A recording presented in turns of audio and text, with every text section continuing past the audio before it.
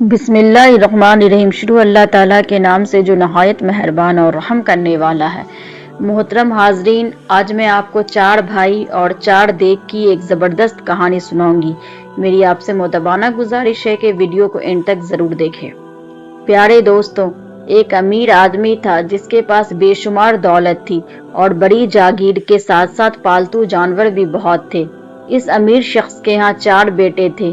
ان چاروں بیٹوں سے وہ بڑی محبت کرتا تھا، مگر اسے یہ بھی فکر رہتی تھی کہ میں بوڑھا ہو گیا ہوں، کہیں ایسا نہ ہو کہ میرے مرنے کے بعد مال دولت کے بٹوارے میں بیٹے ایک دوسرے سے ناراض ہو جائے۔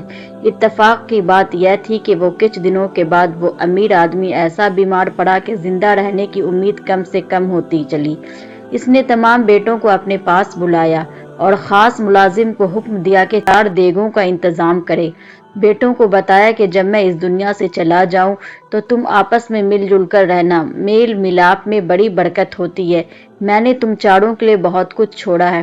میری مسہری کے چاروں پایوں کے نیچے ایک دیگ گڑی ہوئی ہے جو تم اپنی اپنی پسند سے لے لینا۔ پھر 4 بیٹوں کو رخصت کر دیا اور کچھ دیر بعد جب دیگیں آئیں تو ملازم کی مدد سے ان میں جو کچھ بھرنا تھا وہ بھروا کر چاروں مسہری کے پایوں کے نیچے گاڑ دیا۔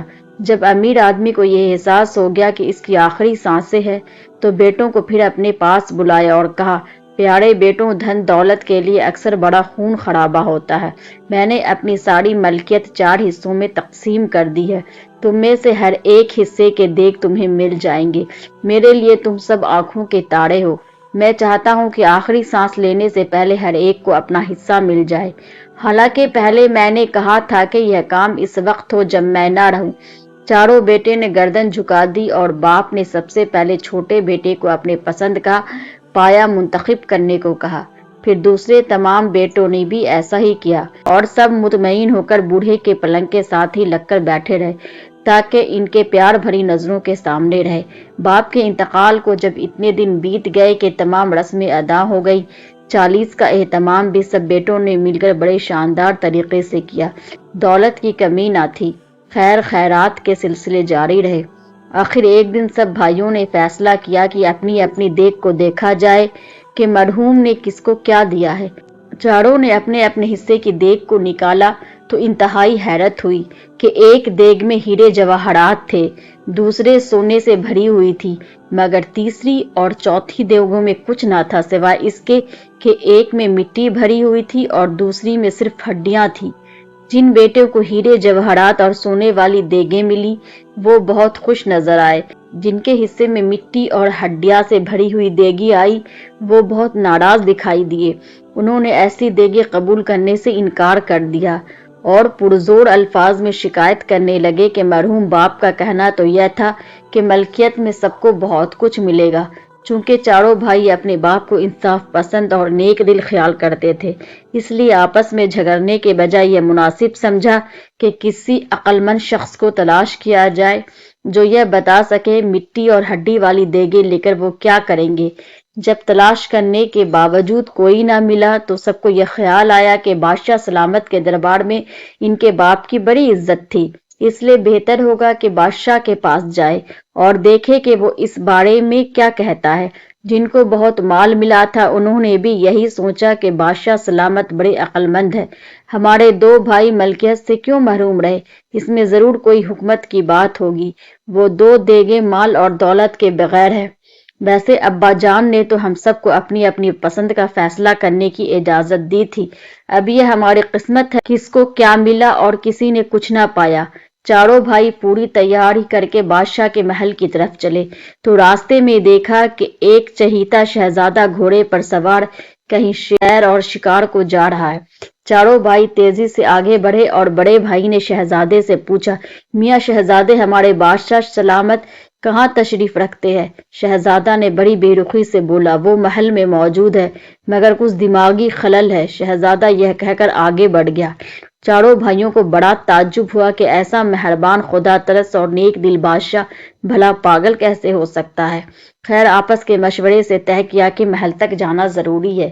ممکن ہے شہزادہ باپ سے خفا ہو اور اس نے ہمیں ٹالنے کو ایسا کہہ دیا ہو۔ چنانچہ وہ محل پہنچ گئے۔ جب وہ دربانوں اور محافظوں سے اجازت لے کر محل کے اندر داخل ہوئے تو ان کی ملاقات شہزادی سے ہوئی، جو شاہی باغ میں اپنی خادماؤں کے ساتھ موجود تھی۔ دریافت کرنے پہ شہزادی نے بتایا کہ بادشاہ اپنے دربار میں بیٹھا ہے مگر اندھا ہو گیا ہے۔ یہ بات سن کر چاروں بھائیوں کو بڑا افسوس ہوا اور تعجب بھی کہ شہزادے نے تو باپ کو پاگل کہا اور بیٹی اندھا کہہ رہی ہے۔ ضرور دال میں کچھ کالا ہے۔ چاروں بھائی کئی برس پہلے اپنے امیر باپ کے ساتھ محل کے ایک شاہی تقریب میں شریک ہو چکے تھے اور بادشاہ کی ملکہ بھی ان کو جانتی پہچانتی تھی، اس لیے وہ بے دھڑک ایک خادمہ کے ساتھ ملکہ سے ملے، جس نے شہزادے اور شہزادی کی بات سے الگ ہی ایک بات کہہ دی کہ 12 مہینے پہلے بادشاہ کا انتقال ہو چکا ہے۔ وہ مایوس ہو کر واپس جانے لگے تو ملکہ نے روکا اور بولی، بے شک تم بادشاہ کے پاس جاؤ، وہ اپنے دربار میں ہے، لیکن میرے لیے تو 1 سال پہلے وہ مر چکا ہے۔ اب چاروں بھائیوں کی جان میں جان آئی۔ ملکہ نے انہیں خاص خادمہ کے ساتھ بادشاہ کے پاس بھیج دیا۔ جب وہ دربار میں پہنچے تو درباروں کا ہجوم نہ تھا، بلکہ بادشاہ اپنے ایک وزیر سے کچھ مشورے کر رہا تھا۔ جیسے ہی اس کی نظر چاروں پر پڑی وہ پہچان گیا کہ یہ مرحوم درباری امیر کے بیٹے ہیں، اس لیے بادشاہ نے بڑی شفقت بڑی نظروں سے اس کا استقبال کیا اور ہاتھ سے قریب آنے کا اشارہ دیا۔ جب وہ چاروں بادشاہ کے سامنے پہنچے تو بادشاہ نے وزیر کو ان کے والد کی خوبیاں بتائی اور اس کی وفات پر افسوس کا اظہار کرنے کے بعد وزیر کے پاس والی جگہ بیٹھنے کو کہا۔ تب بڑے بھائی نے عرض کی کہ بادشاہ سلامت، ہمیں خاص مقصد کے آپ کی خدمت میں حاضر ہوئے ہیں۔ بادشاہ نے چاروں بھائیوں کی تمام حال احوال غور سے سنا مگر اپنے منہ سے کچھ نہ کہا، بلکہ چند لمحوں تک خاموشی سے سوچتا رہا کہ آخر یہ کیا ماجرا ہے۔ چاروں بھائی اس انتظار میں تھے کہ بادشاہ سلامت کیا فرماتے ہیں۔ انہیں یہ تو نہ معلوم تھا کہ بادشاہ کی عقلمندی سارے ملک میں مشہور ہے۔ اچانک بادشاہ کی زبان سے یہ الفاظ نکلے، تمہارے والد نے بہت اچھا کیا۔ یہ سن کر ان 2 بھائیوں کے منہ لٹک گئے جن کے دیگوں میں مٹی اور ہڈیاں تھیں۔ عقلمند بادشاہ کو احساس ہو گیا کہ اس نے اپنی بات کو بڑھاتے ہوئے کہا، جس کو ہیرے جواہرات ملے ہیں وہ اس کی قسمت ہے، سونا پانے والی کی اپنی تقدیر، لیکن مٹی اور ہڈیوں کی دیگیں پانے والے بھی نقصان میں نہیں ہے۔ مٹی کا مطلب یہ ہے کہ تمام زمینوں کا مالک یہ بیٹا ہوگا اور ہڈیوں والے دیگ کا مطلب یہ ہے کہ تمام گھوڑے، اونٹ اور دودھ دینے والے جانوروں کا مالک ہڈیوں کے دیگ والا ہوگا۔ بادشاہ نے جو کچھ کہا سب بھائیوں نے اس پر خوشی ظاہر کی اور بڑے ادب سے شکریہ ادا کرتے ہوئے عرض کی، آپ کا سایہ ہمارے سروں پر قائم رہے، ہم آپ کے خادم ہیں اور انشاءاللہ ملتے جلتے رہیں گے۔ رخصت ہوتے وقت بڑے بھائی کو شہزادے، شہزادی اور بادشاہ کی ملکہ کا خیال آیا اور اس نے بادشاہ سے کہا، اگر آپ اجازت دیں تو ہم کچھ ایسی باتیں اپنی زبان پر لائے جن کا تعلق الہی جا سے ہے۔ بادشاہ نے فوراً بولا، ہاں ہاں جو کچھ کہنا ہے ضرور کہو۔ بڑے بھائی نے کہا، جب ہم حضور کی خدمت میں حاضر ہونے کو آ رہے تھے تو شہزادے سے ملاقات ہوئی جس نے آپ کے دماغ میں خلل کی بات کی۔ پھر شہزادی صاحبہ سے ملے، انہوں نے آپ کو نبینا کہا اور ملکہ عالیہ نے تو ابھی پوری بات بھی نہ ہوئی تھی کہ بادشاہ مسکراتے ہوئے باقی کی بات کا حصہ اپنی زبان سے پورا کر دیا۔ ہاں جی، وہ سمجھتی ہے کہ میں ان کے لیے مر گیا ہوں، مگر شہزادے، شہزادی اور میری ملکہ نے جو کچھ کہا میں تمہیں ان باتوں کا سبب بتاتا ہوں۔ چاروں بھائیوں نے بڑی عاجزی سے تائید کرتے ہوئے سروں کو جھکا لیا تو بادشاہ نے بتانا شروع کیا، شہزادہ اب 18 برس کا ہونے والا ہے۔ میں چاہتا ہوں کہ تعلیم اور تربیت میں جو کمی رہ گئی ہے وہ پوری ہو جائے، تخت و تاج اس کے سپرد کر اپنی باقی زندگی دردیشی میں گزاروں، مگر وہ تو ہتھیلی پر سرسوں جمانا چاہتا ہے، یعنی جلدی سے اس کی شادی کر دی جائے اور راج پاٹ بھی اس کے حوالے کر دیا جائے۔ میں ابھی ایسا نہیں کر سکتا اس لیے وہ مجھے پاگل سمجھتا ہے۔ شہزادی کا معاملہ بھی مجھے فکرمند رکھتا ہے، خیر سے وہ بھی جوان ہے، میں تلاش کر رہا ہوں کہ کوئی مناسب رشتہ مل جائے تو شہزادی کی شادی طے ہو جائے۔ اس کی تعلیم اور تربیت بھی میرے خیال میں ابھی ادھوری ہے، مگر شاید وہ یہ سوچتی ہے کہ جلد سے جلد میری شادی ہو جائے، اس لیے ناخوش رہتی ہے اور میری قدر نہیں کرتی۔